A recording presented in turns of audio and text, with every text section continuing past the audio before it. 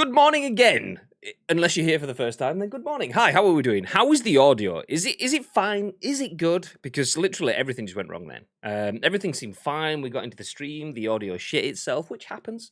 And then the stream just stopped. Just stopped.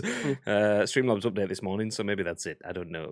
How is it? Is it good? Is it good? Does it sound good? Does it sound okay? Do we sound fine? How is it? Is it good? Sounds good to me. I'll go from that. Nice. Anyway, welcome in to twitch.tv/Ice Cream Uploads. My name is Graham Day, but you know that because you've been here for 5 minutes already listening to that. Unless you're watching on YouTube, then you don't know. Well, my name is Graham Day, and this is Bibby, and we are Ice Cream Uploads. Welcome into a show that is named in ice creamy fashion. This is The Scoop, the UK's #1 video game podcast, even if we do say so ourselves. How are we all doing? Gagad says, good morning, gents. And he also says, why are we waiting? Get out of here. Ads! Good morning. I'll read ads. G's dance gets me every time. What, my PUBG one? Where my headset goes flying off my head because it's too loose. It goes, woo! Tino, good morning, dude. How are we all doing? Happy Wednesday? I think it's Wednesday. Anyway, welcome in to the UK's #1 video game podcast. Like I said, even if we do say so ourselves, we're going to give you our thoughts and our impressions on the biggest, the best, and the breaking stories from the world of video games over the next hour or so. And we want your thoughts and impressions on our thoughts and impressions if you're live in the chat, where we go live on Twitch each and every single weekday, twitch.tv/Ice Cream Uploads, that is, at 10 a.m.-ish. 10 a.m.-ish. It's 10:43. We actually went live at 10, well, before 10:30. Obviously, the stream doesn't say that now because it shit itself and died. But that's good for us. That's good. Nice. So we go live on Twitch. We go live on Twitch. That's what I'm trying to say. At 10 a.m.-ish each and every single weekday. Monday to Friday, you can join us live, and that's where we want your thoughts and impressions. We want your thoughts and impressions on our thoughts and impressions, and it's important that if you are in the chat, you do give us said thoughts and impressions, because we turn this live stream into a podcast, a video on YouTube, and an audio podcast on iTunes, Spotify, SoundCloud, Google Play. So if you're in the chat, please use your voice on behalf of everyone watching and listening on demand a little bit later on. Nice. A little bit of housekeeping. So we do stream 5 days a week, Monday, Tuesday, Wednesday, Thursday, Friday. We're going to play some games after this. We don't know what yet. We were just talking about it before we went live. I said we. At least I am. I'm assuming Bibby is. Did I just assume your playtime? Maybe I did. Who knows, mate? Who knows? So Bibby may be jumping in. I don't know. We'll figure that out. But we will have video games, so stick around for that after the scoop. But before that, we will jump in as well. If you are a subscriber, a reminder that make sure you are a part of our Discord. If you're not in our Discord, you could be missing out on a prize. Ads, you beautiful man. Thank you for the host. Love it. As Bibby gets up, he's been bullied by his cat. Get up, open the door, sit down, open the door, get up, open the door. Nice. I'm going to make a joke now. Bibby is being made to do, all the work. Get up, open the door. Sit down, open the door. He's absolutely pussy whipped. Fucking mugging me off, mate. Pussy whipped. She's fucking mugging me off. She went over to the door to try and get out. I opened the door. She fucked off, sat on the windowsill, and then now she wants to get back out again. She's fucking little bastard. Gotta love a cat. The You'll other hear her again in a minute. Oh, can you hear that? She's scratching. No, you either hear the cat scratching at the door, or you hear Coco, leave me alone. That's what you usually hear, which is attacking his feet. There you go. Anyway, welcome in. We have a few stories for you today. Yesterday was a very spicy day when it came to video game news. Xbox news all over the place. PlayStation, not so much. So obviously, if you didn't catch the news yesterday, the lead story was that Discord, a program that we're actually using right now, that's the vessel that brings Bibby to your screen, potentially is going to be bought out by Microsoft. There's a $10 billion takeover conversation on the cards.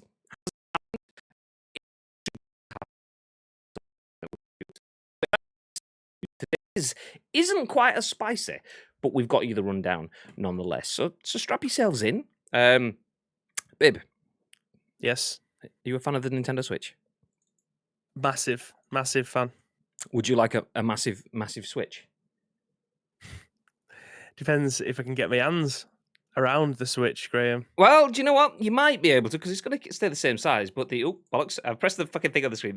The screen's going to stay the same size, but the display pixelage might increase by 4 as the, a little bit more than that, as the Switch Pro would reportedly use Nvidia's DLSS tech for 4K upscaling. This is an article written by Andy Robinson at VGC, and the tagline says, new hardware will include an updated chipset for improved performance, reports claims. So we've covered Nintendo Switch rumors and the 4K stuff a few times before on the Scoop, but it gets even closer to reality as we have more rumors and reports to run through. So this one I will jump into right now. Nintendo's upcoming Switch hardware update, dubbed Switch Pro by analysts, will reportedly feature Nvidia's DLSS technology. Actually, I'm going to stop for just a second.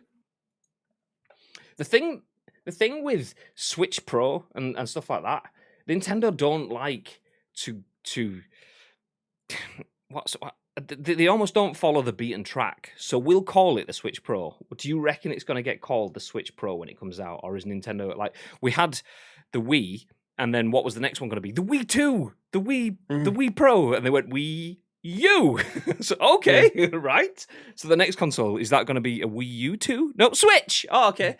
So is the Switch Pro going to be called the Switch Pro, or is Nintendo going to Nintendo the name? What do you reckon? Switch to you. Something along them lines. I don't know. Switch 4K. I don't know. Like I say, you are right in that sense. They don't really do stuff by... Well, they just put an S in front of the NES to make the SNES. Super Nintendo. Pass. No idea. Yeah. Oh, well, we'll jump into the article anyway, and then we can chew more fat on that at the end. So, so Nintendo's upcoming Switch hardware update, dubbed Switch Pro by analysts, will feature... start again, will reportedly feature Nvidia's DLSS technology. That's according to a new report from Bloomberg, which claims that the new Switch will release later this year and adopt an updated Nvidia chip with improved graphics and processing. The new chipset will also bring better CPU and increased memory, it said. DLSS is a feature exclusive to Nvidia's RTX graphics cards and works by using AI to upscale the resolution of games, effectively allowing players to achieve higher graphical settings and better frame rates from their systems without a performance hit. Previously, the DLSS feature was limited to just a few games on PC, but with the introduction of DLSS 2.0 last year, Nvidia said the AI behind the upscaling did not need to be trained specifically for each individual title. DLSS on Switch would allow the updated system to run games at 4K when in television mode, according to Bloomberg. The publication notes that that as DLSS supports will need to be manually added to Switch games, it will primarily be used to improve graphics and software coming in the future, according to its development sources.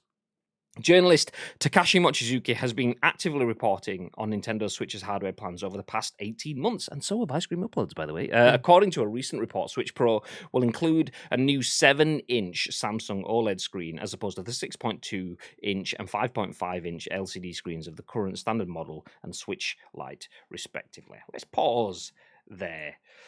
So, were you aware of the Samsung 7-inch OLED screen or not, babe? Because that was one that I covered when you last abandoned us and left us all on our own. No, only yes and no. Obviously, I was still listening to the podcast while I was away, so I didn't really take in absolutely everything because I was painting fences. I was aware of it, didn't really do a deep dive into it though. But that's still fantastic news. Yeah, so bigger screen. So you were talking about, I said, would you like a massive, massive Switch? The rumors, if we're everything to go off, if we put it all together, we have a 7-inch Samsung OLED screen. So bigger, more vibrant screen, 4K when docked, and uses, now, according to this, NVIDIA's DLSS tech 4K upscaling. I was going to say, would that sound good to you? But clearly it would sound good to you. 4K, yeah, I'll take more. Do you play your Switch a lot? Do you play a Switch more handheld than docked? And if you do play more handheld than docked, would 4K upscaling when docked, would that make you play docked more? I absolutely play mine more handheld. But for the likes of streaming and when I'm downstairs and Samantha's not in or not using the TV downstairs in the front room, I definitely will. I definitely do play mine docked. It is obviously the best way to be able to play it because there is a lot of games that fluctuate in resolution depending on whether or not you're in handheld mode and in the docked mode. that said, you couldn't. I still think we are so far away from having a 4K natively in our hands because it's just going to be a massive drain on the battery. Like you will probably get like an hour out of it. That's not good for a gaming device, is it? An hour? Like imagine only putting an hour into The Legend of Zelda. Like you wouldn't get anywhere. It'll be a waste of time. That's exactly the reason why why I've not jumped back into Spider-Man, because an hour or two is not enough to fully enjoy playing Spider-Man. I need 3 to 4 hours if I'm going to play that. So if you say, yeah, you can sit down and play that for 60 minutes, oh, okay, well, I won't bother then. Let's play Fortnite instead. Like it doesn't make any sense. So absolutely, I think the battery may end up going to that you could be able to play in handheld at 1080. Like they may have made some advancements in the last 4 years in terms of battery size inside the. Well, they've already made a new revision of the Nintendo Switch with a better battery. Is it going to be an even better battery than that to be able to play natively 1080 in your hand, or is it going to be 720? But then when it gets put into the dock, it's going to be 4K. I think hopefully you'd expect it to be 1080 in your hands. That'd be fantastic. But yeah, with a bigger screen, that's going to demand more power. With a new chipset, that's going to demand even more power. I'm very interested to see how much this battery can last for. The minimum this battery should last for on your console, the absolute bare minimum, should be around about 3 hours, maybe 3.5. If it's any less than that, I'm not too sure. I'm not too sure because like it. Yeah, I genuinely don't know. Like if it's you should be able to maybe change the resolution that you want in your hands to get more battery life. Like if you used to switch the slider to take the brightness down on your mobile phone, it'll probably last a lot longer. But if you have it on like medium or high, it will drain your battery faster. It's kind of like the same thing, Like but obviously changing resolution. Pardon? Like an eco mode, turn everything down. Yeah, get all. Yeah. I mean, no, I agree with that 3 hour ballpark because for me, a good time playing games is 2 hours. But that's not 2 hours from turning the console on. That's 2 hours that includes like your half an hour getting into the mindset of playing the game, half an hour shutting it down at the end. So you kind of do need 3 hours for a 2 hour game. You need the hour, like the extra 30 minutes, the build up and the build down. Even if you're not streaming, if you are streaming, a 2 hour stream suddenly becomes 4 hours. There you go. You need your hour each way kind of thing. But so we've had all of that sort of conversation before regarding the 4K potential. This is the first time we've started to get a breakdown on specifics because power is our main reservation. We've said previously that 4K definitely is not going to be handheld. This article seems to back that up. 4K will just be an absolute what's the word I'm looking for? Let's just say drain on the resources. Like if you've got a battery that's powering a screen, but needs to power not just the screen that's in 4K. That's 4 times the pixels as 1080p, which it doesn't have a 1080p screen on the go. It doesn't. Yeah, you can't put 720p on the screen in it rather than 1080p. The Switch. Yeah. So to go from 1080p to 4K on the go, that's going from 720 to 1080 and then timesing that by 4. The power needed from the battery for that is immense, let alone the processing power needed. So we were kind of like saying, okay, 4K on the go, we should probably scratch off. This kind of reaffirms that. But it's the first time we started to get information on how it achieves that 4K. Because 4K is something we kind of take for granted now, but 4K wasn't as standard on the last generation of consoles. People playing on PS4 will finish out that generation, a large number of people without 4K capabilities. So cramming that into a little handheld console or a tiny little calculator-sized console that you play on your TV is huge. How have they managed to do that? So this is the first time we've got information on how they've done that. And DLSS is basically computer trickery. That's what it is. It's magic. It's little computer robots that stroll around. This is science, by the way. This is actual science, not just me chatting shit. Actual little robots that stroll around and go, okay, you've got a nice 1080p image there. How about I just work my magic and make it bigger for you? That's effectively how it... That's not effective. That's actually how it works. Magic robots inside your consoles. But no, that's essentially what DLSS does. It takes an image and smart AI works to fill in the gaps. If it was going to stretch that, fill in the gaps to make it look the same as native 4K technology. So it's nice to see that we're actually getting to the point where we're getting some. This it's not confirmed, obviously, the standard pinch of salt, but it's nice to see that we're getting to the point where we're getting rumored confirmed reports on what will actually be in the console, if it's a thing, because obviously. Bibby's rumoured a Switch Pro for about 2 years, let alone 18 months. So that's kind of thing that Bibby's called since the early days. It's now good to see them breaking down how exactly that will work. Yeah, I mean, Asim's hitting. He like you and Asim are the tech guys. Like, I don't know how stuff works. It just fucking works, doesn't it? You said I'm the tech guy. I'm just talking about little robots inside the Switch. You have a better understanding about all this stuff than I do when it comes to, like, look at fucking hell. You spend 45 minutes of a 3-hour stream talking about your setup and how things and digital audio cables and all that shit that goes into it. I have no idea. But Asim's talking about, like you just mentioned, then the wizardry of it being upscaled, but just short of 4K, but it makes it look 4K. Like, it's fucking. Is it 4K? Does it look 4K? Can I play it in 4K? That's all I care about. Like, but yeah, all that 4K-ness only comes into play when it's docked. So it's not really a worry whether or not you're going to get it in your hands at 4K, as long as you're able to play it in a better resolution than it is now. But what it also means is, will there be versions of the likes of Legend of Zelda, Breath of the Wild, where we are going to get a super deluxe version? Because you can absolutely bet your ass there's going to be a Skyrim special edition coming. That's going to be featured in 4K. The ones that you'll be able to play in your PC and console now, with those resolutions being ported over, if it's compatible. Like, there's so many games in that library that'll do so much better. Rumor has it that Bibby's already pre-ordered it.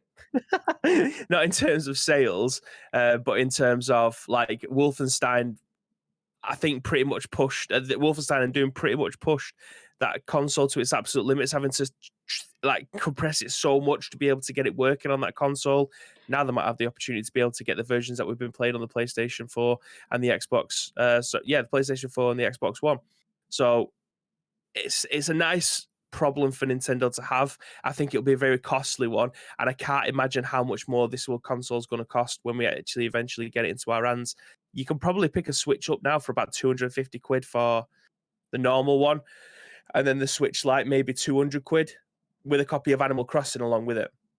So how much is the 4K compatible version going to be? If you're looking at maybe 400 quid? Literally the exact same number I was going to say. If this was 400 quid, because I know a lot of people out there have Switches, and I know a lot of people out there are going to be like, yeah, I'm fine with the Switch. I know a lot of people out there, though, are going to be like, if I can get a Switch Pro that gives me 4K on my TV, I'm absolutely happy enough to get another one, or sell my Switch or my Switch Lite to make space, or just get the funds to buy one. But where does 400 sit? Because we've had many conversations over the past 12, 18 months about how console gaming and PC gaming can coexist. Obviously, there's a bit of beef, as there always is. Not quite. Callum! There he is. Hey, thank you very much for the 3-month resub. Mr. Bearded Edge himself. Good morning. Good morning, sir. I'll read. Appreciate the sub. If anyone else wants to drop a sub, just get it out of the way now. Come on. Thank you. Appreciate it. So we've had conversations previously about how consoles and PCs can coexist. There's a bit of beef, but it's not a console war. And consoles and the Switch, which is a console, can coexist. And the reason for that is because your Xbox and your PlayStation are both fighting for the same bit of land, effectively. The Switch isn't. The Switch is the alternative. Rather than the straightforward choice, you've got choices 1 and 2, and then Switch is a different choice. You don't have them. You can have it as well. At 400 quid, being a 4K machine on your TV, does that take it out of the alternative ballpark and put it into a PS5 or a Switch? Thoughts? Good. Yeah, that's a very good question. I think the Switch is a lot of people's second console, unless you are a Super Nintendo nerd. I don't mean that a Super in, like, Nintendo. a horrible. Yeah. Unless you are someone who only plays Nintendo games, like if you are like one of my best mates, he's just Nintendo through and through. He won't play anything else. Doesn't have an Xbox. Doesn't have a PlayStation. Doesn't have a PC. Just Nintendo. That's all he plays on. It's called Luigi Mario, by the way, just in case. Only wears That's green. all he uses. He doesn't have anything else. So that will interest people to that degree.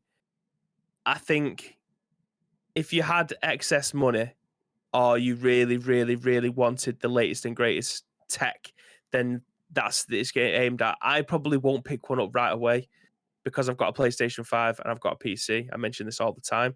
And I've also got a Switch. Humble brag. Yeah. Ish. My PC is well older than my PlayStation 5, put it that way. I was buzzing yesterday because I was able to play Resident Evil 6 from 2013 on my PC at high and ultra. Like, that never happens with games nowadays on my PC. But yeah, I'm content with my Switch at the moment. I don't feel I need to go out and rush to get this straight off the bat.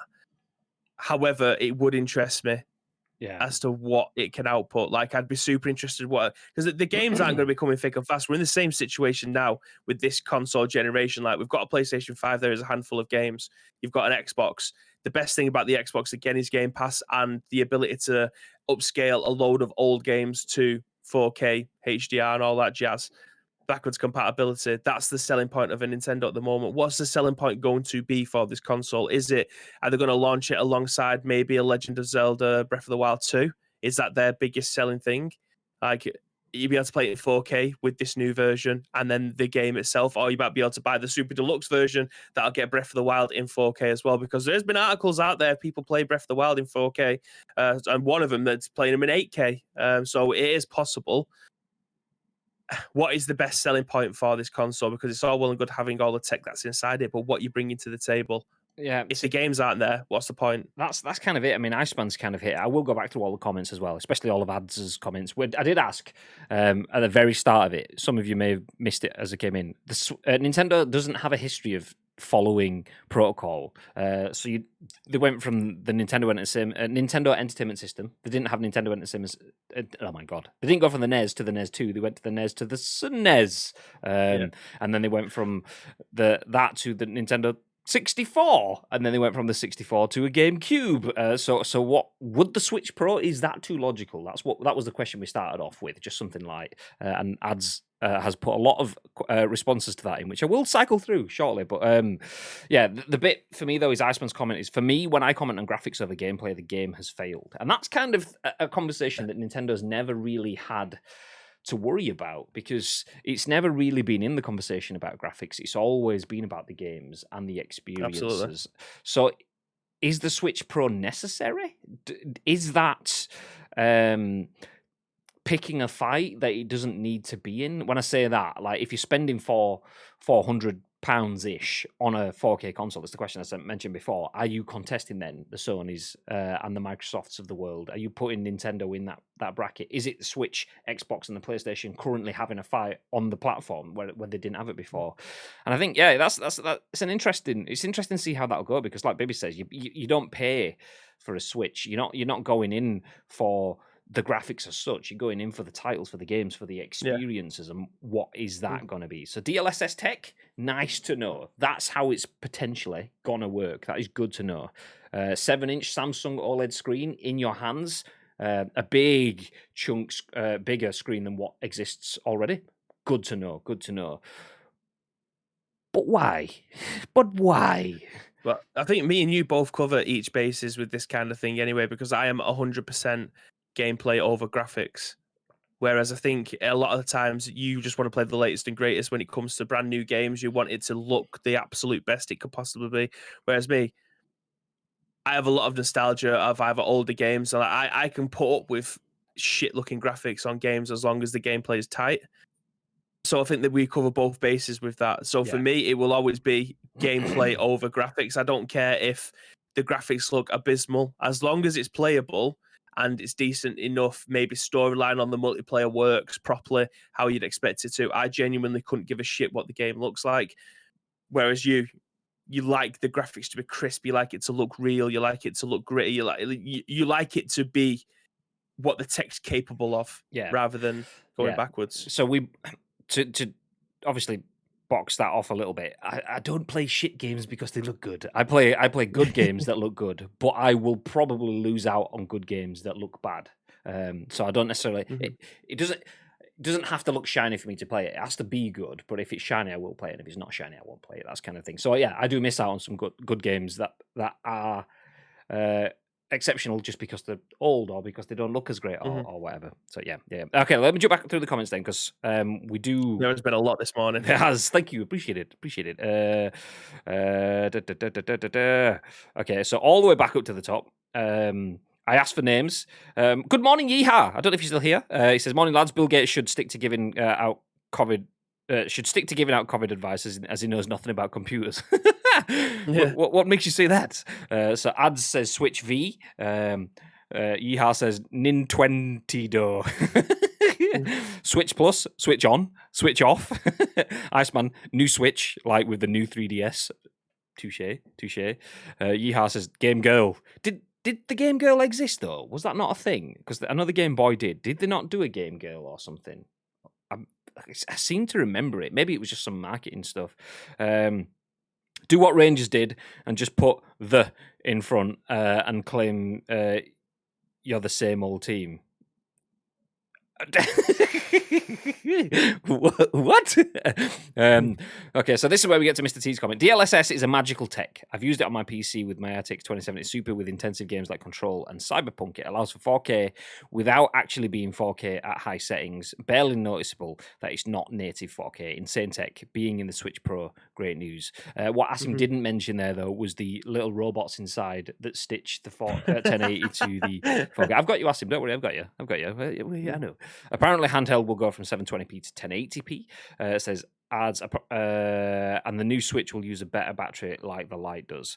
It has to.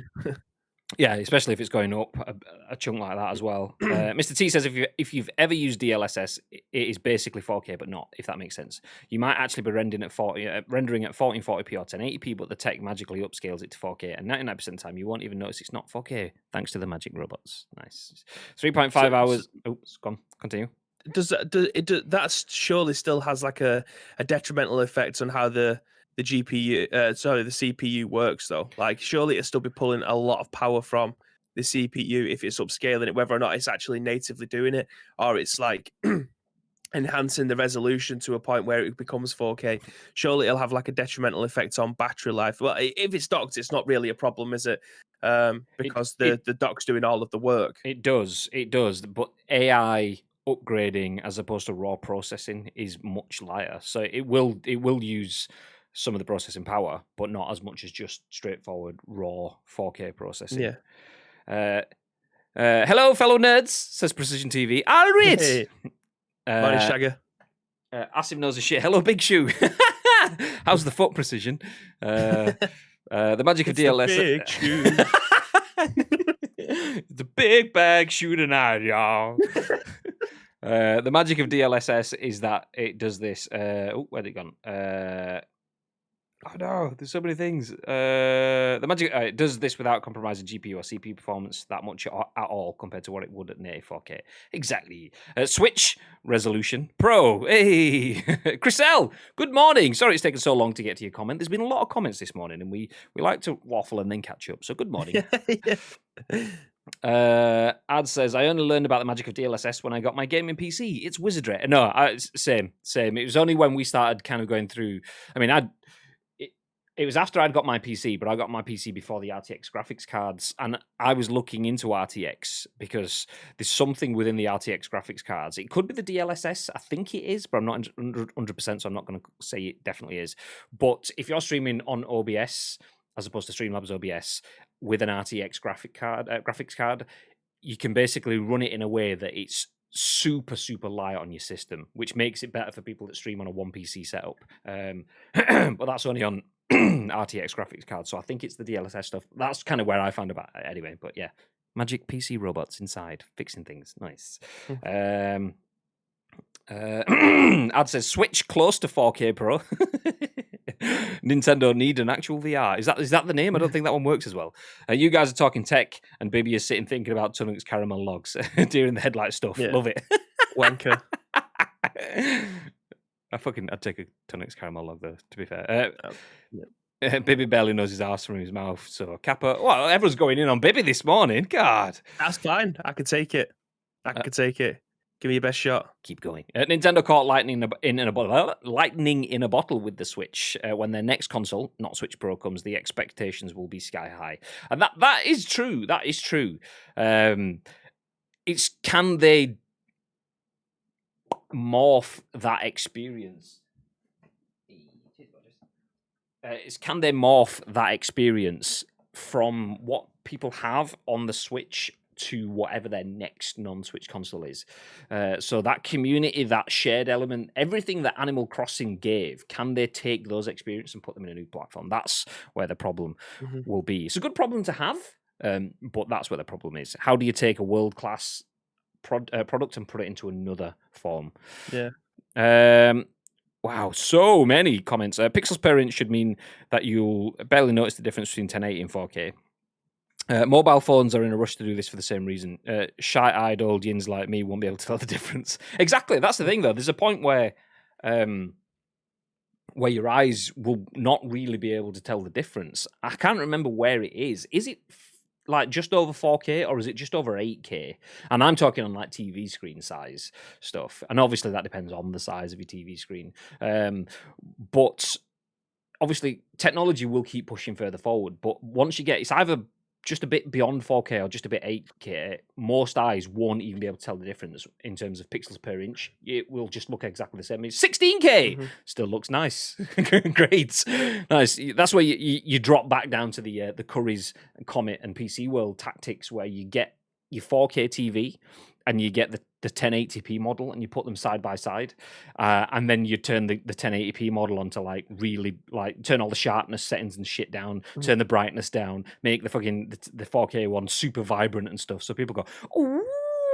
I mean, I always thought that was the case. It was only when I actually worked with, he's dead now, bless him. He's not actually dead, but he's ice cream dead. Toby Lee, who was part of the ice cream team, who used to work at Curry's or Comet, and he confirmed that they do exactly that. They turn the settings up on the TV they want you to buy and turn the settings down on the TV they don't want you to buy. So, yeah, anyway, that's a whole different story. I've got to run through it. How's it going on the surface of the moon with that shoe of yours, Precision?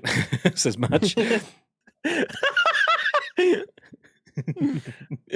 Low on oxygen, feeling like Buzz Lightyear. A Switch Pro would make me play the console more docked anyway. Mr. Garlic Clark is here and he's lurking. He's taking a seat at the back of the ice cream van. Good morning, Mr. Garlic Clark. Ad says the next Nintendo console will just be a 3D Switch. Switch 3D Pro. I don't know. For me, when I comment on graphics, we've got that bit. Take it. Switch is my fourth choice system right now, says Mr. T. Give me that Switch Pro, and it would probably go second or third. Okay, give us the breakdown of the order. So where is it now? Like, what is your first? Ooh, and I'm going to guess. I'm going to guess for him. Okay. Number one. Baby's guess. Strap yourself in. Number PS5. one. Number two. Xbox. Number three. He's got the Series X, I think. PC, and then the Switch. That is the Bibby order that I think Asim's playing games. And I'm purely basing that of how much he actually shares on social media in terms of screenshots from games. So PS5 has to be number one. Well, otherwise he's doing a lot of undercover work for the Xbox guys. You clearly do not follow at Asim Tanvir _Xbox. I mean, that's his other social account. You clearly just digest certain information. I see how it is. I'm still playing the Sega Mega Drive, for fuck's sake, says Ads. Fucking quality console, mate. You guys are talking tech. Oh, no, I've done that bit. March 20th, 2022. Breath of the Wild and Switch Pro will release. It'll be revealed close to E3 time, but in a Nintendo Treehouse. March 20th, 2022. The Switch Pro is rumored to be releasing this year. Does it mention that in this article? I don't think so. That's gone to a new report from Bloomberg, which claims that the new Switch will release later this year. Okay, so I'm talking shit. Why am I even on this podcast? Get out of here. I probably won't get Switch Pro. I'm happy with my Switch, says Iceman. Do you know, I think I will probably be the same until it drops in price. But I was the same with the Switch initially, so it's not my core console. You even playing yours anymore? I don't even know where it is. Genuinely don't know where it is. It's in the house. I don't know where. I was genuinely playing mine yesterday evening. I played a bit of Skyrim while I was cooking tea and that, so mine gets used quite frequently. It's downstairs, and I know that because when I was grinding the last few levels of Fortnite and Chloe jumped on, she was sat in the living room and she was going to jump on the Switch, and Danielle dug it out and Yeah. put it on charge. So it was charged, but never used.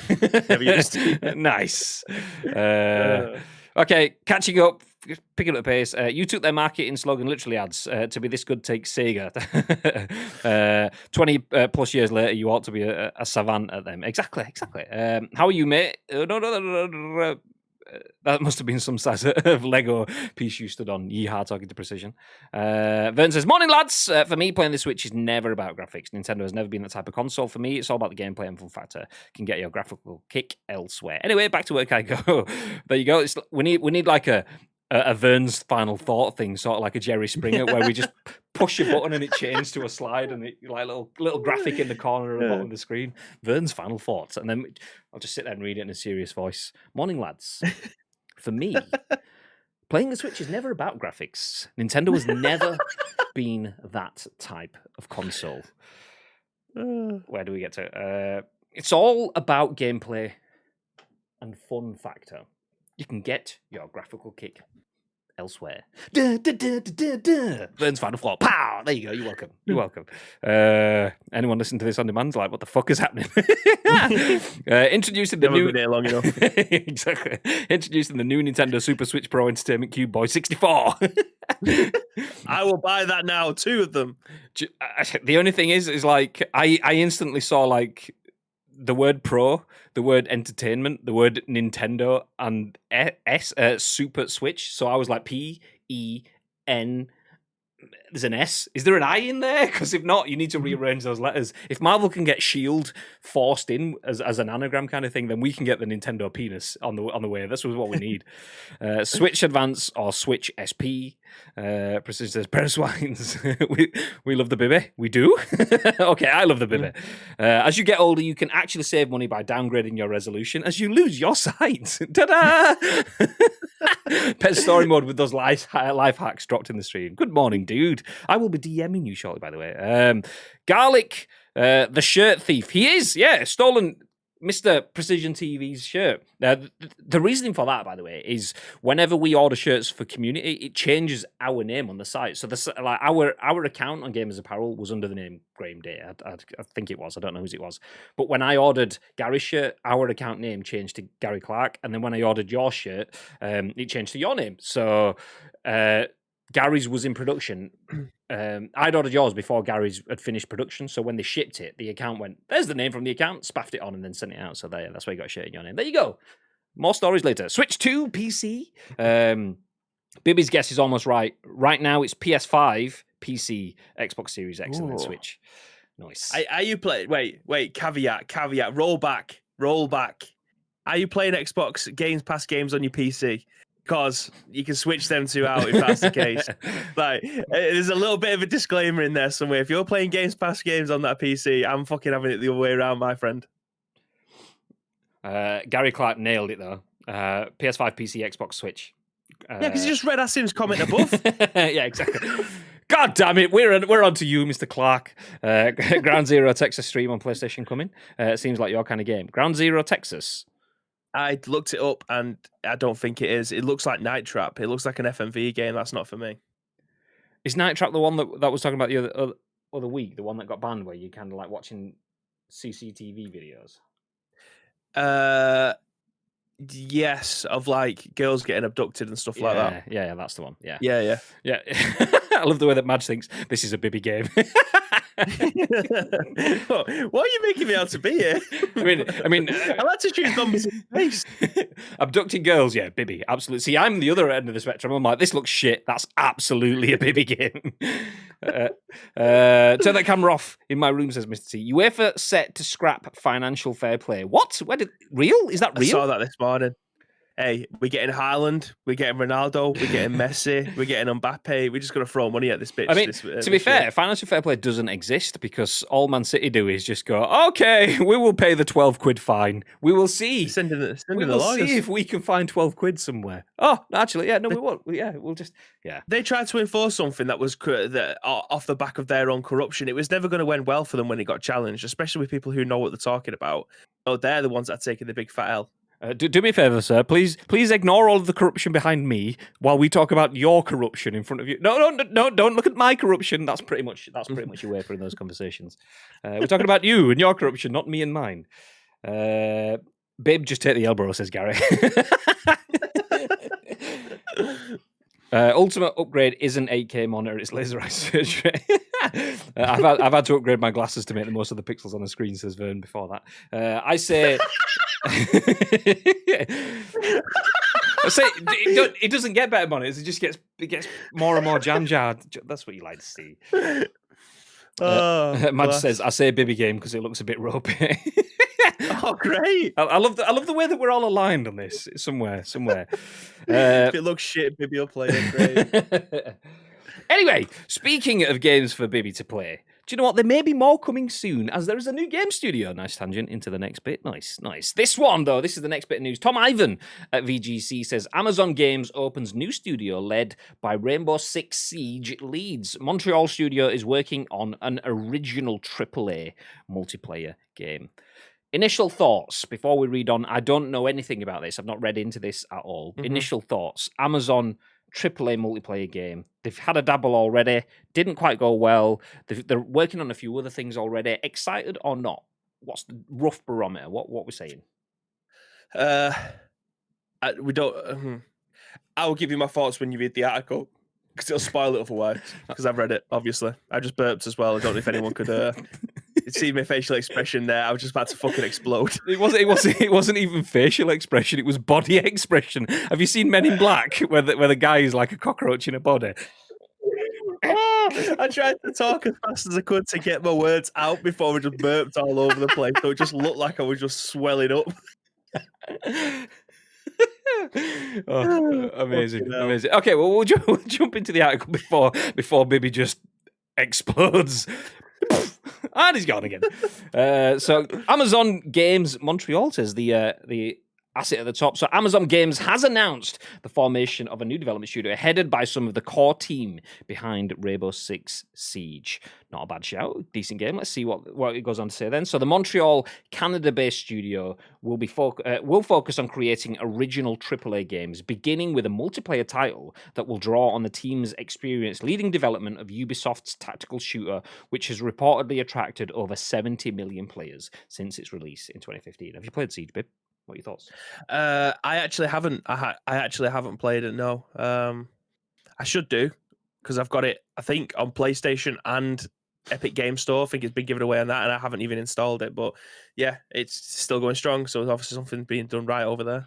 Well, that could be a good sign for Amazon then, as the guys behind that will be leading up the Montreal studio. So the studio's founding members include head of production Luc Bouchard, formerly production director on Siege, creative director Xavier Marquis, ex-creative director on Siege, head of product Alexandre Remy, formerly the Siege brand director, and content director Romain Remoc, who's the ex-creative director on Siege. Probably butchered all those names, but if you say it confidently, people don't know. Building upon 8 years of experience with Siege, we are excited to start with a blank page and the creative freedom to create a completely unique experience in the multiplayer space, said Marquis. The Montreal studio is currently recruiting across a range of disciplines with key openings, including software developers and game artists. Amazon Games also has development studios in Seattle, Orange County, and San Diego. The company, which is gearing up to release its thrice-delayed open-world MMO New World in August 2021, said on Tuesday that it has several unannounced projects currently in the works too. It's also set to publish an upcoming game developed externally by Smilegate RPG. Amazon flexing the cash. We know they've got plenty of it, and they've flexed it before, just not very well. So Crucible was their first attempt at AAA games, poorly marketed, which is bizarre coming from Amazon, which can market Amazon Prime Day to people on the moon with precision. And they... Sorry. I'm sorry. Not with his moon boots. So yeah, Amazon's marketing, and they own Twitch, the number one video game marketing platform, and they fumbled the ball, but they've not given up like Stadia have with their fumbling of the ball. They've continued, and a new studio is opening up in Montreal, aiming to bring new AAA multiplayer experiences made by the team that brought Rainbow Six Siege. Babe, what are your thoughts? When I was reading this morning, my immediate thought was, is this just going to be another AAA competitive shooter? But the comment in here about them, where is it?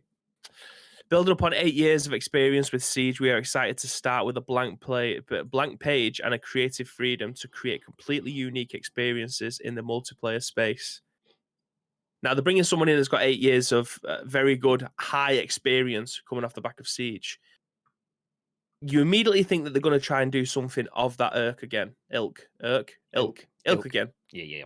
She's going to try and do something of that ilk again.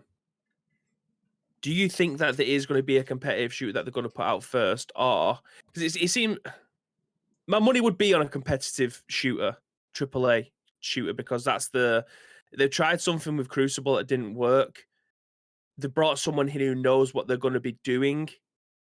That makes me feel like they're going to fill that void because they've got an MMO coming out in New World at some point. As I said, it's been delayed 3 times now. Hopefully, it'll come out in August this year. But if you bring in someone with that kind of experience, the first part of call has to be a competitive shooter. Why would they bring in someone with that kind of experience and then go and make, I don't know, it's some other form of multiplayer game? It wouldn't make sense for them to go and make a sports game. It doesn't make any sense. So my immediate thought was that they're going to make a AAA shooter. But the blank page of creative freedom, what is Siege just got into a direction where he feels like it's just going to be the same regurgitated kind of game over and over again? I know they've got a new DLC coming at some point for Siege. Is this going to be something completely different like we saw with Valorant?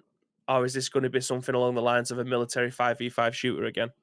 I genuinely have no idea. Yeah, it'd be interesting to see. I mean, I think I don't know whether to read into that like blank slate. Where was the quote? We're excited to start with a blank page and the creative freedom to create a completely unique experience. Is that the idea that Siege and the market is saturated and they want to start afresh, or is that PR spiel for okay, Siege became a thing, so you can't mess with that. It's now nice to start on something that's exactly the same, but different. Same, but different. It could be the latter. It could just be PR spiel on that. But yeah. I think there is space in the market for another AAA shooter. Do you? I do. I genuinely do because I feel like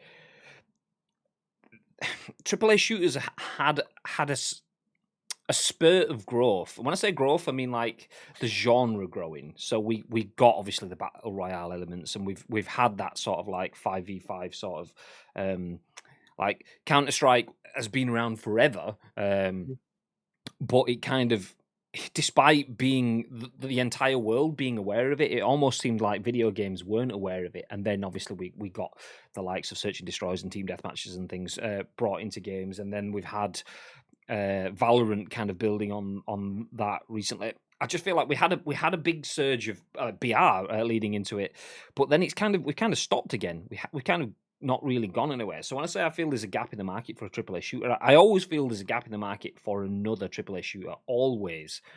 But it has to be what they've said in there. If it's just lip service when they're saying a completely unique experience, then all right, great. You're just going to come in and ask someone that has invested time, invested skills, invested money into a game, be that Call of Duty and many hours of Warzone, which is a game that they don't just play for 1 year now, they play forever. Be that PUBG, which is a game they play forever. Be that Fortnite, which is a game that they play forever. All top-end games. If you just come out and do the same, then why are they going to choose you? What is your USP? And that's the thing. It needs something unique. So I always believe there's space for another AAA. But another AAA that doesn't just bring you their take on the exact same thing. Oh, it's the exact same game, but we've got a different story, or we've got a different art style. You need more these days to go. So yeah, I absolutely would love to see Amazon do that. They tried to do that with Crucible, but just flopped. Nobody understood what it was. Everything, they went too different, and they didn't go too different. When I say they went too different, we spoke about it previously, where we said that there's things that people understand and know and can relate to, You start talking about Team Deathmatch, people know what you're saying. You talk about Battle Royale, people know what you're saying. You talk about Search and Destroy, same thing. And clearly Amazon wanted to be different. So they were like, rather than Team Deathmatch, they were calling it like Squad Rumble of Doom or something like that. I mean, that's probably not what it was, but it's definitely not what it was. But it was just what eggs is eggs. Call eggs eggs. That's it. People, an onion's an onion. Call it what it is. But if that's all you bring in, just changing the name of it is still the same product underneath. So they misdirected people and still only brought a lot of the same stuff. And the stuff that was different just didn't really, there was no need for it to be different or was, So yeah, would love to see Amazon step into the game. And that then kind of builds into the news from yesterday. Amazon bringing AAA games that are really good, that offer unique experiences. That's the kind of company that I want to see putting a bid in for Discord rather than a first party like Xbox and PlayStation. Yes, please.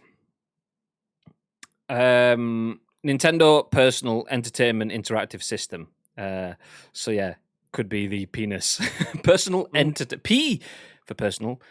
Entertainment. Interactive System. The Nintendo penis. Yes, we'll take that one. Nice one, David. I appreciate the effort that went into that. Where did we get to? I'm sitting so close to the TV. I don't need VR, says Jan. Bully Bibby Day. It's not called Bibby Day, not until we get married. God, I've told you this before. Bibby Day, mate. I don't get that one. Sugar water? Am I missing something? That's it's Resident Evil. Men in Black 1, isn't it? Wait. He goes, more. More. Yeah. I get you now. Yeah, I was like, what? I'm thinking, is this something to do with sitting close to the screen? There we go. Yeah. Amazon new studio doing game. It'll be canned without fanfare and shut down as a miserable failure. Or it's hopefully something that will be good. Ideally something fresh rather than another routine reskin of an existing title. No, that's it. That's what it needs to be. And this is Amazon. Jeff Bezos has more money than anyone ever. Or has Elon Musk jumped back in front again? I can never remember and don't really care. But he's super rich. That's all we need to know. So sorry, Jeff. We actually work for Jeff because we're Amazon partners and he owns Amazon. So Uncle Jeff, I love you very much. Yeah. Okay. Amazon has so much money. They have to do this. And it's not just money. We've seen that. Luke says, is Stadia dead? And that's money doesn't solve everything, and money and the talent doesn't solve everything. Money, the talent, and the right desires is and the right aims, the right direction is everything, kind of thing. Having the full mix, and Google had the money and it had some of the talent, but the talent weren't allowed to give their direction. So they brought in studio heads from, was it Ubisoft and wherever? Jade Raymond, who's now working for that PlayStation Haven Studios. So she worked on Stadia game development. She was kind of heading that up. I think there was a few others as well, but it was just a mishmash. It was so poorly deployed that it went nowhere. So Stadia pretty much is dead. Stadia will now not be developing their own games. That was the latest news about 3-4 weeks ago. They aren't going to be developing their own games. They will still work with third-party publishers and developers to make games for Stadia, but they won't be making their own, which is basically saying that it's dead, because if they aren't making their own games to carry their format, other people aren't going to continue to do it. So it's dead. It's not dead. It's on life support. Its days are numbered. So hopefully Amazon don't do that, though, by bringing in teams of people that have delivered games. If they let them deliver games and don't weight it down with corporate shite, that's the worry. That's my worry of Xbox getting Discord. Corporate shite making it lose its identity. And not that these guys have an identity at the moment. They've left their identity behind and they need to build their identity. But hopefully they can build their identity as it just being Amazon's. Actually, this will be profitable. Actually, if you get rid of that really cool thing, it would make a bit more money here. And hopefully we get that. But yeah, we'll see. I'm not saying that Amazon won't, because they've not really got a track record of shitting on games, because they've not really got a track record with games yet. So we will see. Okay, moving ahead. Okay, next bit of news. Batman! Arkham Origins mod restores multiplayer mode. This is written by Joe Craig at The Gamer. Okay, I'm going to stop. I haven't read the article, and I don't know anything about the multiplayer environment, the multiplayer landscape for Batman Arkham Origins. Do you, Bib? Could you give us a TLDR on what the situation is? No, I can't, because I never played it. However, I looked at the video that was embedded in the article, and I was wondering why the hell I never played it. Okay, well, let's jump in. Batman Arkham Origins mod restores multiplayer mode. 5 years later, the mod is in full swing, complete with extra perks, including the inclusion of single-player skins in challenge mode and free roam. I just want to stop for just a second as well. I do really like articles from The Gamer because they are written with personality, rather than just being news narrative like, oh, this is very boring and house style. People write with a bit of personality, which is cool. Anyway, says that I've not actually read this article. Get yourself braced for the most drabbiest article in the world. It just has to be. I'm joking. Modders are continuing to take it upon themselves to deliver a game to its respective community that meets all their needs. At some point in the future, it may not even matter if a game receives a poor launch, because modders will be on hand to pick up the slack. A recent example is the revival of Batman Arkham Origins multiplayer mode, which modders have now returned to the game. Warner Brothers Games removed Arkham Origins online service in late 2016, leaving many fans disheartened. Trophy hunters were also taken aback by its removal, as many still had achievements to gain. After a surge of complaints flooded the game's Steam forums, modders got to work with a goal to reinstate multiplayer mode and right a wrong. 5 years later, the mod is in full swing, complete with extra perks, including the inclusion of single-player skins in challenge mode and free roam. The multiplayer mode that fans so dearly missed allowed you to be part of a gang war in Blackgate Prison, featuring two teams of grunts, one deployed by Joker and the other by Bane. Both teams were made up of 3 gang members. Each team would also be able to play Batman and Robin in turns to try and defeat the opposing gang, where victory was gained by defeating all members of the opposing villain's team. One of your gang members had the chance to level up and become Joker or Bane, which obviously rewarded you with enhanced abilities. Multiplayer mode was an exciting battle to be a part of, full of fast-paced action in a confined space as you did the villain's dirty work. One fan, YouTuber Guardian of Gotham, recently posted a video captioned "Multiplayer is still alive" and expressed their appreciation to modder Sazu for orchestrating the mod. The fan's 10-minute video harnesses the thrilling endeavor of becoming Gotham's finest criminals, whilst also getting your jollies from playing its heroes too. As one Batman component returns, another slips from our reach as the spin-off title Gotham Knights has been delayed, which we covered earlier in the week or at the end of last week. I can't quite remember because all the days merge into one when you're in lockdown. But Arkham Origins multiplayer is back, or I say is back, is here if you've never played it before. Babe, what are your thoughts? I don't know if you want to play the video that's in the middle so everyone can get a look at it, because I never would have thought that a game like this would have the opportunity to look like Gears of War. It looks like Gears of War. This is cool as shit. The fact that they've managed to get the multiplayer servers back on again with leveling up your players, having stuff to try and grind for in terms of the enhanced abilities and single player skins, things like that. All the all the trophies that you can ping while playing this. This is amazing. But looking at it, I genuinely can't believe that I never played the multiplayer part of this game. It blows my mind. It looks great. It definitely looks like Gears of War. When he's doing that backwards roll and that over the shoulder look, I'm thinking, was it called the roadie run? Is that the run that you do in Gears of War? I can't remember what it was called. But yeah, absolutely. I've got full on Gears of War vibes from watching this trailer. What do you think? I mean, obviously, I know that you've played Gears of War. What do you think that would this be something that interests you in a 3v3 arena? Yeah, potentially. I mean, I'll take the video down now, but yeah, potentially. I mean, I've never played any of the Arkham content. I've mentioned this before. It's a huge series that I'm missing out on. So I didn't even know that I'd missed this. But this is kind of the beauty of modding, being able to satisfy the needs of the community that the community just not getting satisfied by their loved ones. That's a horrible situation. But there you go. Anyway, modders are there to bridge the gap. And yeah, this would have completely passed me by. I would have never have seen this. I'll bring it back on because I'm watching more of the content. I would have never have known this. It looks good. It looks really good. I'd be interested in playing this. Did it? Anyone that's played this, did it look like this previously, or have they worked on this to the point where it's a completely different game? Has anyone actually tried it? Asim says this was decent, but shame Origins wasn't as good as Rocksteady's games. That's probably why multiplayer didn't get the attention. I think it's definitely one that's fallen through the cracks, because if this was marketed properly, and maybe it was, and I just completely passed it by, I never would have even contemplated it. Playing a Batman game online doesn't strike me as something that I'd want to do when I'm looking at a Batman game. So this definitely would have passed me by, because I never would have even contemplated doing it, unless it was a 2-player game where I can jump on like what Gotham Knights is going to be. I never would have thought it would have been like this ever. But that's the beauty of modding, isn't it? I can look at it now and go, actually, that looks really, really good. The servers are modded and back online again to a degree.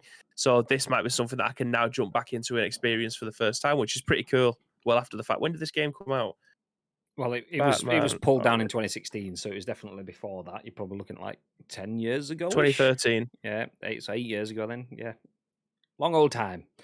I mean, that's the beauty of mods. Modders, high five yourselves. Whatever game it is, you guys make things just so much more better. Even last night, Pet Story Mode was messaging me. We were both watching Manny stream at the same time. Manny was streaming Pez, and that game just looks so good on PC with mods. Like the scoreboards and just little things can have such a huge impact. And that's the tiny bits. These modders have spent 5 years adding a full mode into the game that was taken away. So modders, you do the Lord's work. GG's. I've just got onto Steam to see if it was on there, and it is. It's priced at £15, and the top rated comment: I was drunk the majority of the game, but I think I liked it. Well, you got to be honest. Nice. You got to be honest. Okay, going through the comments. Is Stadia dead? Said Luke. Not officially dead, but it's not looking good. I have Football Manager on it as I have a Chromebook, but not used it apart from that. Asim, in response to David's Nintendo acronym, says the personal entertainment Nintendo interactive system. I mean, I think that's it. Like, Nintendo kind of needs to lead, though, doesn't it? So maybe you go personal entertainment, full stop, Nintendo interactive system. There you go, something like that. Yeah. We've got it between us. We'll work it out. We'll get a pitch put together, and the tagline is it could be like, "Get our penis in your hands, September 25th." So, yay! You're a genius. I'll take 2 of these penis. Would you like some rubber cases for them? Easy, Tiger. Care about our bundle that includes a bag of controller balls? Easy. I'm more of a Lego Batman guy. I mean, Lego Batman is good. All the Lego games are good, to be fair. Yeah, they are. I love them. Wasn't the biggest fan of Origins compared to the Rocksteady games. Gagod says, has Graham read any of today's articles? No research, standards are slipping. Quite often, no. No research on your part because you think I do the research. Silly. No, sometimes I do, sometimes I don't. Today, not so much. I had a call at 9 a.m. though, so that's my excuse for the lack of effort. But I get to go through it with you. It's fine. Honestly, no member of this being a thing in a Batman game. Looks very similar to both Mass Effect 3 and Space Marine multiplayer, says Madge. Johnny says, I've only recently bought a PC and I'm absolutely in awe of the modding community. I play a lot of Skater XL and the entire game is propped up by modders to the point where it's basically unplayable without them. And that is the beauty of video game communities. Wait, all communities.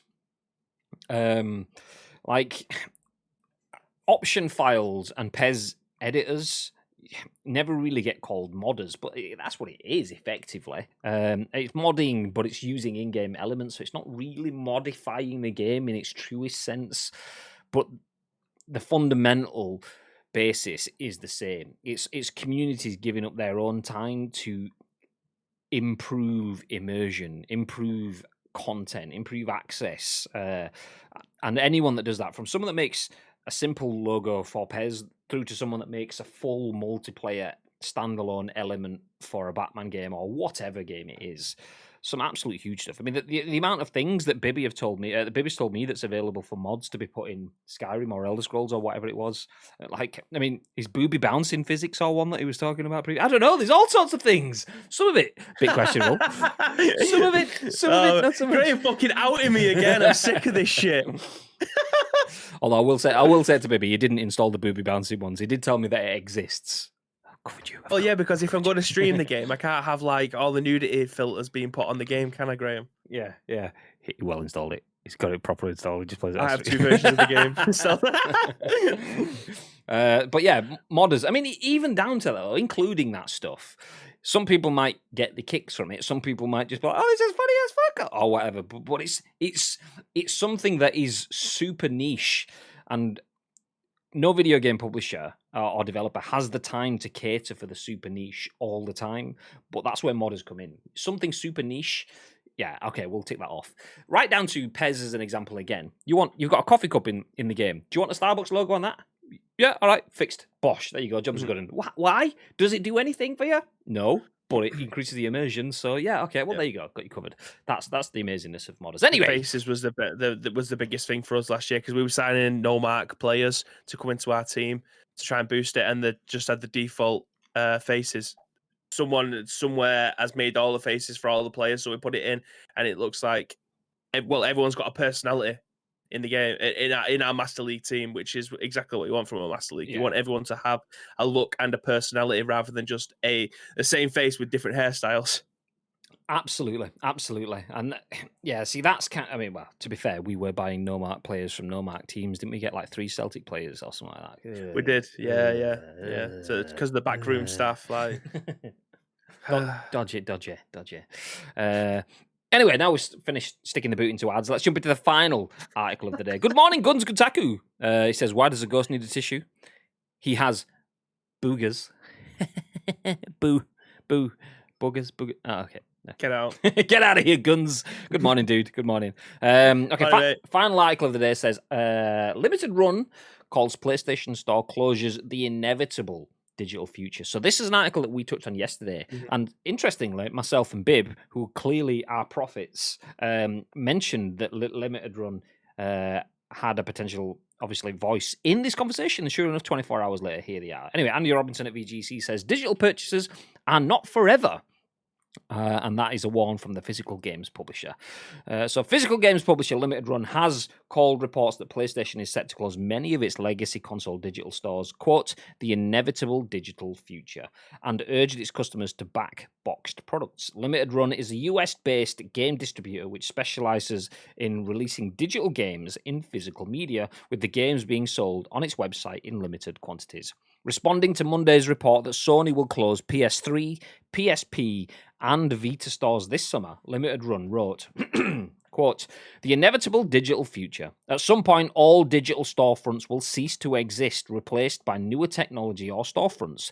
Digital purchases are not forever. Hashtag forever physical. As pointed out by one commenter, it's worth noting that physical purchases aren't forever either, since disc media degrades, and in the modern era, many games require digital downloads to function. On Monday, the gamer claimed that Sony will shut the PS3 and PSP online marketplaces on July the 2nd, followed by the PS Vita store on August the 27th. After the closures, players will no longer be able to buy digital games or DLC for the 3 platforms, it said. Following Limited Run's comment on the news, owner Josh Fairhurst was forced to defend the company's model of restricting the number of products it puts onto the market. Quote, we don't maintain any rights to any game we release, so our partners are always completely free to do additional pressings with other publishers, as happened with several games we published. We do not lock rights in a vault, he said. Our post wasn't about what is best for preservation. It was about consumers' ability to play their purchases. Since 2018, our games have been available to print to demand pre-orders. So there's no intentional scarcity. If we sold 1 million copies at pre-order, we'd run 1 million. He added, the raw truth is that traditional retail was losing money for developers and publishers, and that was driving them to favour digital. Our model exists to make physical worthwhile for our partners, so they'll actually consider it instead of sticking with digital. Digital game adoption has seen a significant boost in recent years, partly influenced by the COVID-19 pandemic. Okay, we'll stop there. We don't need to go into stats about the pandemic and stuff. We know the history. More and more people are buying digital. Less and less people are buying physical. That has obviously hugely changed over the last 12 months because nobody can get physical anymore. But Limited Run says that digital purchases are not forever. Once the store goes, they go. What is your take on this, Bib? Yeah, I mean, it's very similar to what we mentioned yesterday. I think Limited Run put it has their spin on it, and I fully agree with them. The reason why Limited Run print the amount that they have is because that's the demand for a particular game. So, for instance, if Scott Pilgrim, he mentions it, it shows a picture of it in the article. If someone wanted a copy of that game physically, they would put it out on pre-orders. They will say we either have 500 available because that's what the license entails. We can only print 500 more of them, or pre-order as many as you want, as in like I can pre-order one, you can pre-order one, the chat can pre-order one, and then the rest of the world can pre-order them. If that reaches 70,000 people who want it, they'll print 70,000 versions of the console. Is that the way that publishers should now do that, rather than just assuming that people want 100,000 copies of the game, whereas the demand actually exceeds that, or it doesn't quite reach that? So there's 30,000 copies of the game that I never sold, and therefore I just sat somewhere, and then the price will have to come down massively for it because they can't get rid of it. Like, how do we preserve stuff in the future when it comes to digital, when it comes to physical media? Because it's a lot easier for them to be able to put the games onto a physical storefront. Like, I don't know how much it costs for them to be able to do that and keep it on there. Because I remember tweeting Sony years and years ago about potentially bringing SmackDown versus Raw onto the PSP, because they had the versions of the game, but I couldn't find the copy of the game anywhere, and the versions that was available were super expensive. Available if I were to buy a physical one off eBay or Facebook Marketplace or whatever the fuck it was back then. And then it was on they ended up bringing it to the store, but it was priced at like 60 quid. I'm like, why is it priced so much? It's because they had to buy the rights again. And they don't control it after that. Like, it's up to whoever it is that's making the game to bring the price down. So is it supply and demand at this point? Like, the way I see it, and the way that they could make it work for absolutely everybody, is when a new game comes out, you get the opportunity to pre-order that game, and they will print as many as they need to. After that, it's your own fault. You didn't get in at the pre-order stage. Like, if for a game that's coming out in November time this year, for instance, if no one pre-orders it between now and November, then you probably what are the chances of you actually going to be able to play the game? I feel like pre-orders have tainted a lot of things as well. Because there've been stuff that's been promised and then it comes out and it's a disaster. Like, Cyberpunk. So how does it work in terms of that then? Like, I'm kind of contradicting myself with everything that I say, because I think it'll be a good idea, and then I realize that it probably would be a bad idea. Are we just leaving it to the likes of Limited Run to bring out the games physical 2 years after release? Are we just relying on them to be able to do that from now on? I think to preserve these games. I think that's potentially where it goes, because there's so much of a shift towards physical. Obviously, that has been influenced by the pandemic. That may slow down again when life resumes and people can go to stores and people can buy and trade in and so on, things like that. Then that may change a little bit back. But if it continues at this pace, I mean, high street stores, every 5 minutes we're hearing a new story about a game potentially staving off liquidation or shutting stores or whatever. And what was it? GameStop? Was that the American one that was involved in that sort of like Bitcoin sort of stuff the other week? People basically sticking. Yeah. So people putting money into that to try and keep that alive, because that's a failing business, essentially. Brick and mortar video game stores are not long for this world because everyone is going digital. So in time, digital will be the only option, because if there isn't enough demand, if there isn't stores, then developers, publishers will not be making physical copies of the games, because it just won't be viable. The amount of money it would take to make these games and ship them out across the world, and the forecasts will drop. And okay, the last game in the series, we printed 1 million copies. This game, we're going to print 750,000. The next game, okay, 300,000. When you get down to 100,000, by the time you've costed in all of the logistical fees, okay, we're barely breaking even on physical digital media now. So physical media, so digital media is where we're going to go. You kind of get rid of it. So someone like Limited Run, I think that is probably where physical does exist in the future. And like you say, it's a bit of a shame that you pre-order a game now and you get it on day one with your Doom Slayer helmet in it, the special edition. You get the game and you get all these other cool little extras, and it's like wonderful. Okay, if you want that, you're not going to get that on day one anymore. You're going to get the digital version on day one, and then Limited Run will do a release down the line when the game has been fully fixed and patched and everything is in the box, and that's when you get your extras. Yeah, I think that's probably where it's going to go. I'd never even thought about it that way. That's pretty interesting. I mean, that way, if you want to pre-order the game, you can pre-order it. You get it digital. If you then liked it enough to want it to be in your collection forever, and you want the Doomslayer helmet, or you want the PUBG helmet, or you want the Fortnite pickaxe that comes with it, or whatever, then you know it's a game that has influenced you and has changed your life, and you would like to live on forever. You've had 2 years of playing it. Limited Run put it out now. I mean, that's probably where video games are going to go. I didn't even think about that. Good call, Bib. I think that's probably where it is. Which is a bit of a shame, because I like the idea of tactile video games. Although my mind on that has changed a little bit over the last couple of years. I'm very much, if you ask me, do I want a disc or do I want a code? Now, I'm probably going to go, just send me a code. It's easier, nice.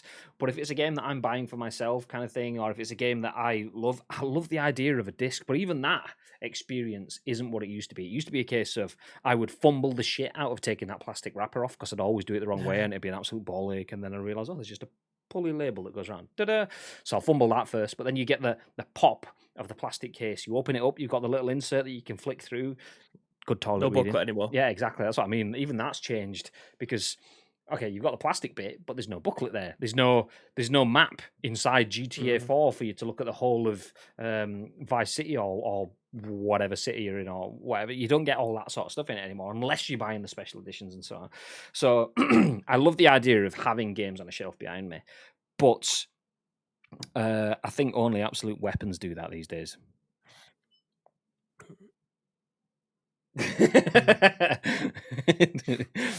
Just in case you're listening on demand, Bibby has a shelf full of games behind him, and I'm completely on board with that. But it just fit my narrative to call it out. There you go, nice.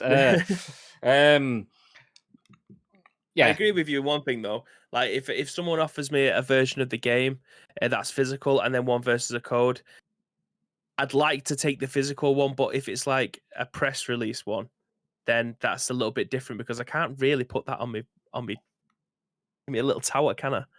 I can't put that on.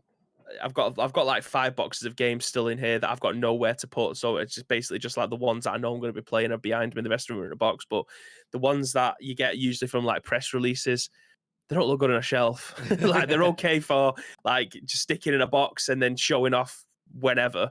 But yeah, I'd probably take a code. But yeah, I agree. No, I agree. I mean, it kind of says it all when you ask myself and Bibby, you've got a PS5? Yeah, of course you have, yeah. Did you get digital or disc? What did you get, Bib?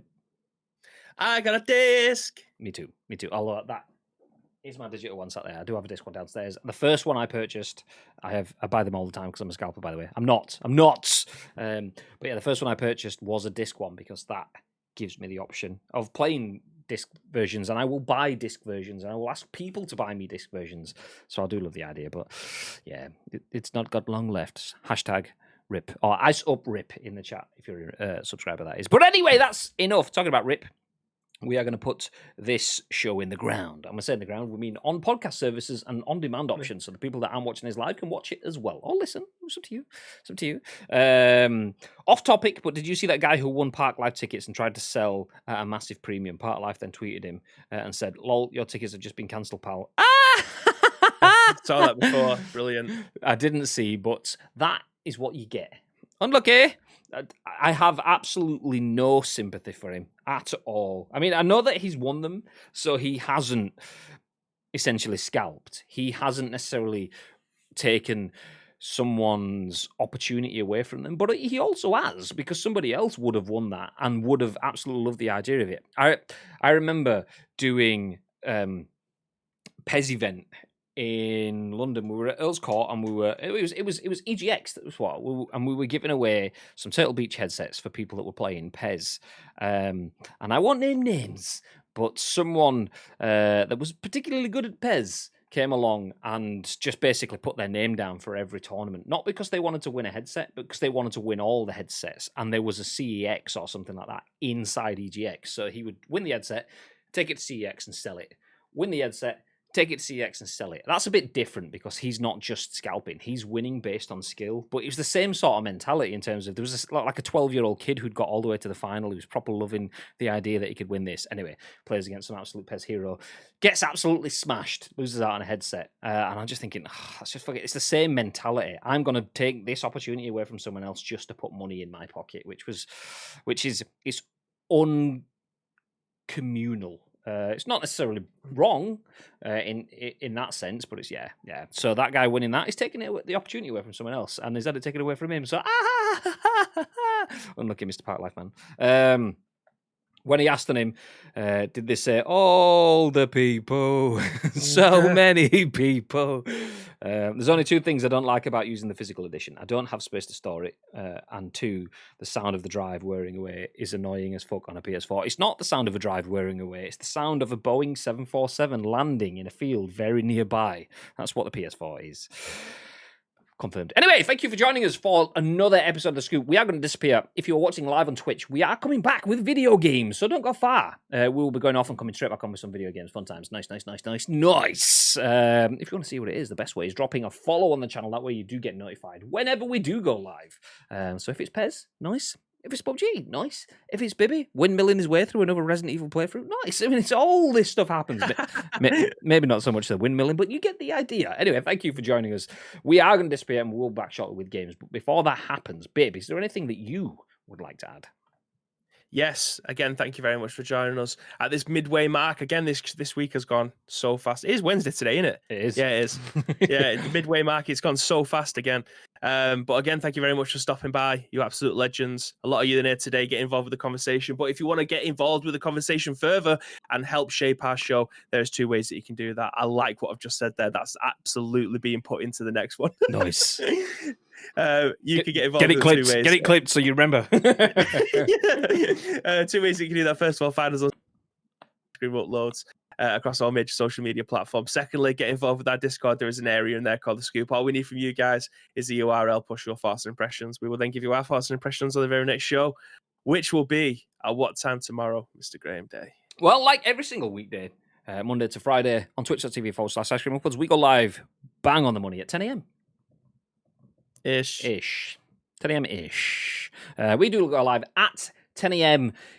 ish. That's where we aim to go live. But obviously, the Ice Cream Uploads content that we provide to you guys is kind of our side gig. We do work in the games industry, and that has to come first. So we hugely appreciate anyone that tunes in for the streams, even if it's just an alert while you're doing other things. We appreciate you being here. Every view counts, and every sub, so thank you to Callum. Every host, so thank you to Ads Plays, and every follow, thank you to Infernus Beast. All of you guys helping support the channel, we hugely appreciate it. Anyone that does watch, like, retweet any of our stuff, it helps, and we see you. We see you. So that's it. Thank you. We will see you again very, very soon. And when I say that, I mean like minutes soon. So see you on the channel for some games. Nice. Have yourselves a fantastic day. And what they're doing, babe? You gotta stay frosty.